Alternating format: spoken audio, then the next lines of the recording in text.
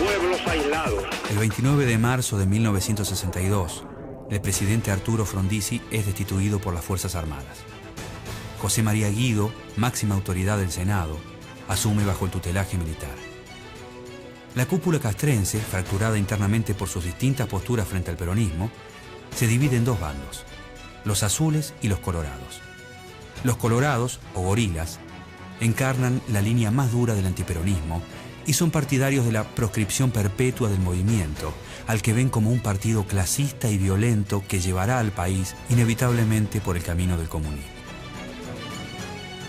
Los azules o legalistas, al mando del general Juan Carlos Onganía, tienen una visión menos negativa del peronismo, del que rescatan su origen nacional y cristiano, y proponen unas fuerzas armadas por encima de la política, dispuestas a intervenir solo en situaciones de inminente amenaza a la seguridad nacional. En septiembre de 1962, se producen enfrentamientos armados entre las dos facciones militares y los azules se imponen sobre los colorados. El triunfo del bando comandado por Onganía abre el camino para un nuevo llamado a elecciones y perfila al general de las tropas legalistas como un nuevo caudillo nacional. Con el peronismo proscripto, la fórmula Arturo Illia Carlos Perete gana las elecciones de julio de 1963 con el 25,15% de los votos. Illia es un radical cordobés de la línea del ex gobernador Sabatini, que simpatiza con el ala progresista del partido. En octubre de ese año, asume el nuevo gobierno democrático, integrado por profesionales y por pequeños empresarios que le dan un marcado estilo patriarcal y honesto a la gestión. Con esta conciencia nacional, menos rígida y más solidaria, porque estará mejor esclarecida, podremos hacer la gran revolución pacífica y creadora que reclama la República. La revolución del orden, sin la explosividad anárquica, porque acataremos voluntariamente la vigencia del derecho. Sin embargo, la imagen de Illia comienza a desgastarse rápidamente. La negativa presidencial de reprimir la toma de fábricas con las Fuerzas Armadas y la decisión de dejar el desenlace de estos conflictos en manos de la justicia le da argumentos a la oposición para burlarse de su estilo moderado.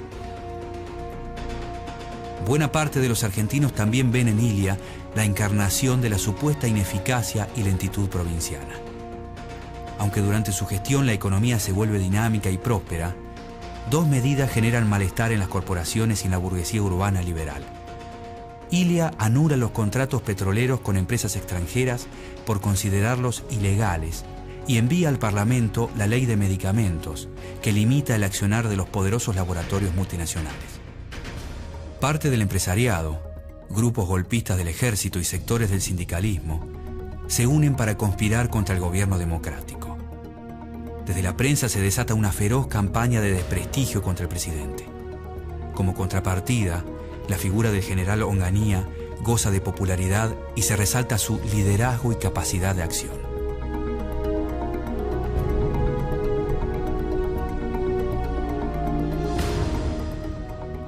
En noviembre de 1965, Onganía presenta su renuncia como comandante en jefe del ejército argentino. Lo que en un principio parece un triunfo del gobierno, termina convertido en el período de gestación del próximo golpe de Estado. El 28 de junio de 1966, las Fuerzas Armadas deponen a Illia y asumen el poder a través de sus comandantes en jefe. El teniente general Pascual Pistarini, el brigadier general Teodoro Álvarez y el almirante Benigno Varela forman la llamada Junta Revolucionaria y ponen en vigencia un estatuto por encima de la Constitución que les atribuye el derecho de nombrar al nuevo presidente.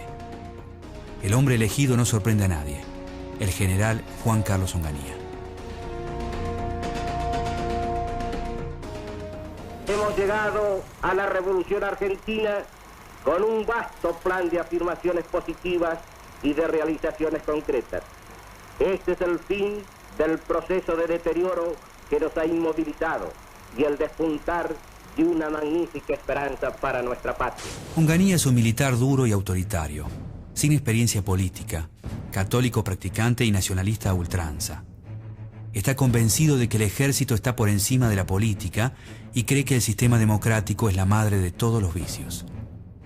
En los primeros meses de gobierno, Onganía deja en claro su plan: Disuelve el Parlamento, prohíbe la actividad de los partidos políticos y confisca sus bienes. La actividad sindical es desarticulada y acallada con violencia.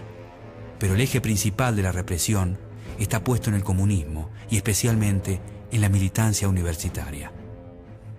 Para Onganía, la actividad política estudiantil es un ejercicio de gimnasia subversiva y el caldo de cultivo de lo que él llama la infiltración ideológica. Por eso, su gobierno decide la intervención de las universidades y la quita de su autonomía académica. Y sobre todo, en la tarea de formular avances, concepciones, donde cabe una viva e intensa participación de la juventud, que esté dispuesta a enfrentar con alegría y entusiasmo la aventura espiritual de renovar su país y sus instituciones. Participación fecunda que permite ordenar, con la colaboración de todos, las metas y los sistemas de enseñanza y que acrecienta y enaltece la auténtica autoridad. El 29 de julio de 1966, la Policía Federal reprime a un grupo de alumnos y de profesores en la Universidad de Buenos Aires, hecho que pasa a la historia como la noche de los bastones largos. Esto motiva numerosas renuncias docentes y un éxodo masivo de intelectuales.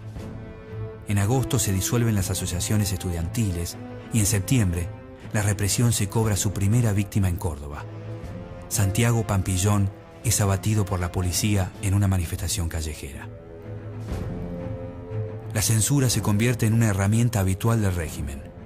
No solo la sufren los medios de comunicación, sino también las costumbres.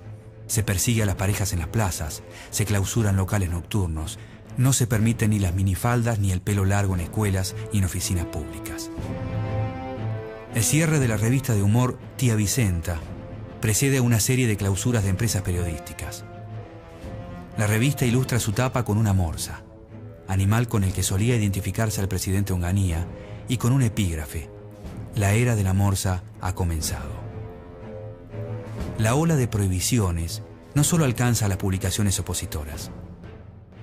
Cuando Primera Plana publica un artículo sobre los enfrentamientos entre el general Alejandro Agustín Lanusse y el presidente, el gobierno clausura el semanario desde cuyas columnas se había forjado pacientemente la imagen de Onganía y de la revolución. Para el presidente, la revolución no tiene plazos, sino objetivos.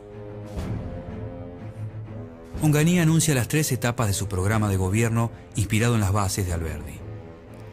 El tiempo económico, destinado a lograr la estabilidad; el tiempo social, en el que se distribuirían las riquezas alcanzadas en la etapa anterior; y finalmente el tiempo político, en el que se llevaría a cabo la transferencia del poder a nuevas organizaciones representativas de la sociedad, lo que desplazaría a los partidos políticos tradicionales. El encargado de crear las condiciones necesarias para iniciar el tiempo social es el ministro de Economía Adalbert Krieger Bacena, un economista liberal cercano a los organismos financieros internacionales y asesor de empresas extranjeras. A comienzos de 1967, Bacena y su equipo de técnicos liberales presentan un plan de desarrollo industrial basado en las inversiones extranjeras. El plan Bacena busca una estabilidad prolongada. Para ello devalúa la moneda un 40%, elimina los controles cambiarios y con los sindicatos sometidos se congelan los salarios por 2 años. Va a ser beneficioso que el país tenga este cambio de billetes, que en definitiva, señores, es nada más ni nada menos que sacarle 2 ceros. No tiene otro significado. El Estado pide un préstamo al Fondo Monetario Internacional y renueva los contratos petroleros, decidido a desnacionalizar la economía a favor de las corporaciones extranjeras. El gobierno de facto se mueve en la contradicción. Propone un plan modernizador desde la economía, pero ultraconservador en el ámbito universitario y cultural. A principios de 1968, el movimiento sindical está dividido. Por un lado, las 62 organizaciones, dirigidas por Augusto Bandor, tienen una línea colaboracionista con el gobierno. Las 62 en pie, en cambio, no convalidan el régimen militar, pero tampoco mueven a los trabajadores en su contra. En marzo nace en la CGT un sector de oposición dirigido por Raimundo Ongaro.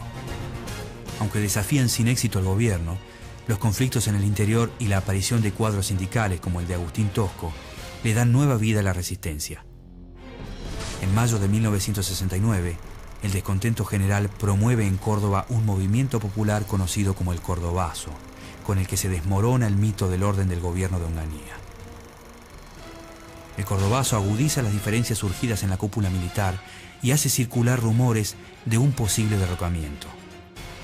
En ese clima de crisis, el general Pedro Eugenio Aramburu, expresidente de facto, comienza a promover una salida negociada a través de los partidos políticos.